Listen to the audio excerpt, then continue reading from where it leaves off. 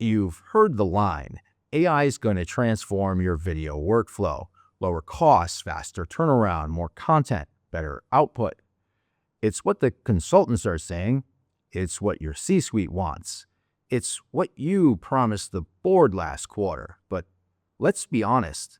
You tried plugging AI into your post-production process, and it broke everything. You've got rough cuts that miss all of the brand messaging, voiceovers that sound like hostage tapes, and a team quietly wondering why they're being asked to learn 4 new tools before lunchtime. They're probably working on their resumes now instead. The tech is promising, but the process is still a mess. Everyone says AI will be the future of video, but nobody's showing you how to make it work at scale in the real world under real deadlines. These tools come out swinging, but can't seem to get on base. Eddy AI promises to be your assistant editor, but wait, there's a limit of 25 clips? What are you going to use that for? Your daughter's school play? It's 11 a.m. on a Wednesday with the client breathing down our neck. You're going to sell Girl Scout cookies too? That's adorable.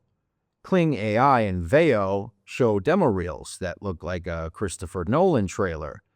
You use it and you get some guy with 8 fingers eating sushi in a hurricane. The learning curves are steep, the outputs are erratic, and by the time you've wrangled the prompts, tuned the models, fixed the metadata, and learned to speak to these tools like a cult member, you realize something.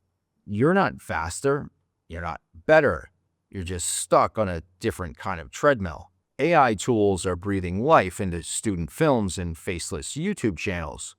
Great. But jam them into a real corporate workflow with stakeholder feedback, brand compliance, and turnaround windows, and they can feel like a death sentence to your content calendar.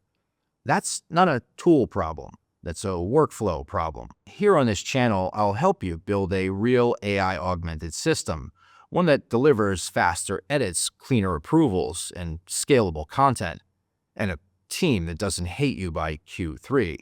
It's not about chasing trends, it's about building infrastructure, and there's a free PDF guide down below that lays out a framework. Subscribe, stay tuned, and stay in the game.